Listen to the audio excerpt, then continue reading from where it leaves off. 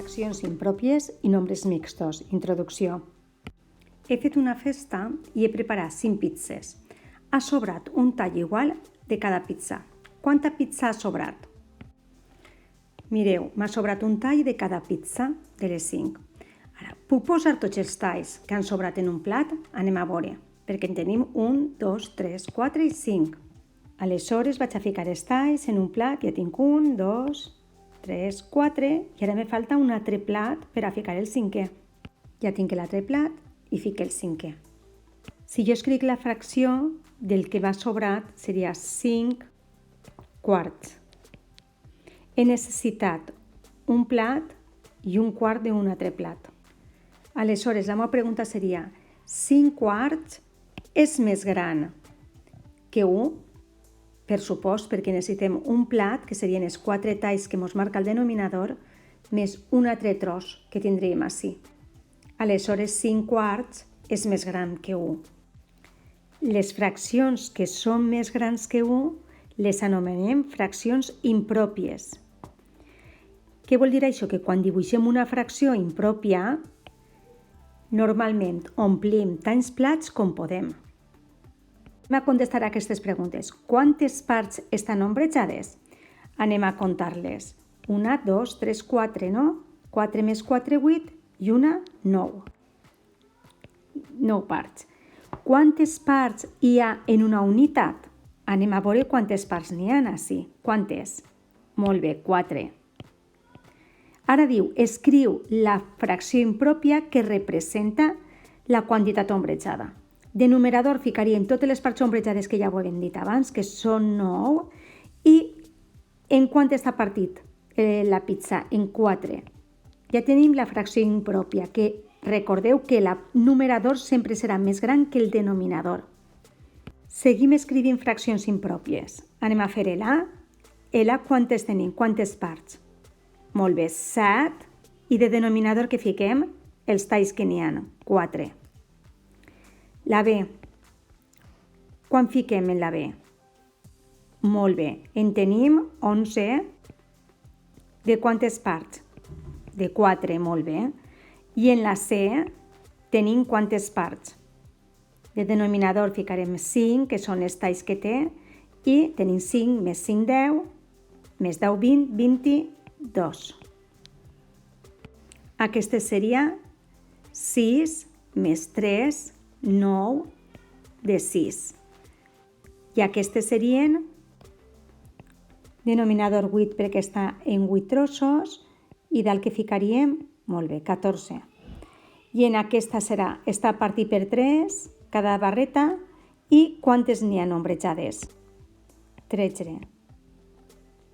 Anem a ombrejar 15 parts de cada pizza que està tallada en 4. Puc ombrejar 15 comptant-les una a una o puc pensar quin número multiplique per 4 que s'aproxime a 15. I en la taula del 4 tindré que pintar quants? Molt bé, 3 pizzas senceres i de l'altra en què em sobrarà. Si em dona 12, quants trossos més hauré de pintar? Hauré de pintar 3 trossos més. Vale? Ací veu els 3 trossos. 3 pizzas senceres i 3 trossets. Ja tinc els 15. Ara em diu que dibuixa pastissos. Vaig a fer l'exercici A. Per a l'exercici A hauré de fer, tinc un pastís i l'he de partir en 2. Tinc 2 parts, però necessite una més perquè necessite 3, ombrejant-ne 3.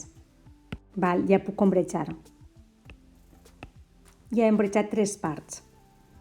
En el B necessite un pastís que estigui tallat en 4 perquè m'ho marca el denominador. Pensar una miqueta en la multiplicació. Quin número multiplica per 4 que s'arrime al 9? Seria quin? El 2. Necessite 2 pizzas senceres. Són suficients? No, perquè necessitaria un trosset més. Necessite una altra pizza més. Ara ja puc seleccionar els 9. 2.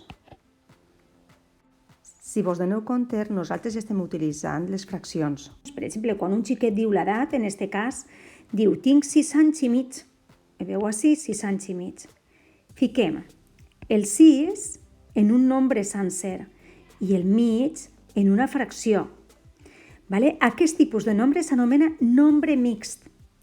és una mescla, una barreja entre el nombre enter i una fracció. Mireu, alguns amics han demanat 3 pizzas i els dibuixos representen quanta pizza han menjat. Quantes pizzas senceres han menjat? Molt bé, 2. I quina fracció d'una altra pizza han menjat? Un quart, un trosset de 4. Molt bé. Anem a escriure el nombre mixt de cada dibuix. En el A tenim una pizza sencera i ara anem a veure els trossets que havem menjat també. 3 trossets de 4. I en el B havem menjat 2 senceres i mitja més. I en el C hem menjat 4 pizzas senceres i ara què? Tenim una pizza de 8 trossos i havem menjat 5 més. Ja ho tenim. En aquest anem a ombrejar les parts que tenim senceres i els trossos, d'acord? Ombrejaré 3 parts senceres i quants trossos? Un tros. El nombre mixt representa aquest dibuix. Tinc 3 pizzas senceres i una ombrejada de 4 parts. Ara he de modificar el dibuix per representar una fracció impròpia. M'he de fixar en quants trossos està partida la pizza. Aleshores són 4. Vaig a dividir-la. Ja les he partit en 4 i ara anem a comptar els trossos que tenim. 3 per 4 trossos són 12 i una 13. 13 de 4 trossos.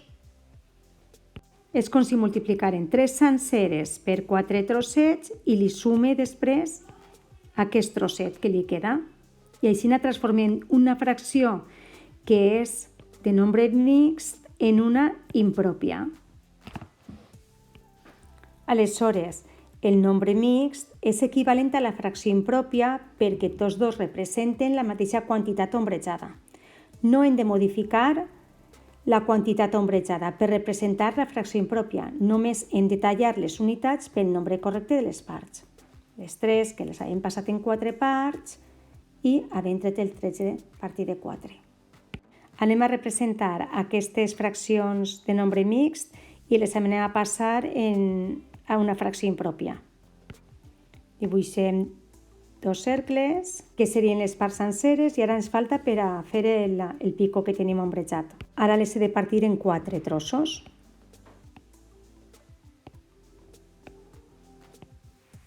Ara vaig ombrejar les 3 i 2 pizzas senceres. La fracció que em donarà, quan serà? Molt bé, tinc 11 parts de 4, ja tinc la fracció impròpia.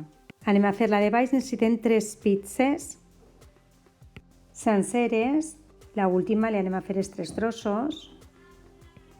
I ara anem a ombrejar les parts. Em marca una part i d'esta estan les 3.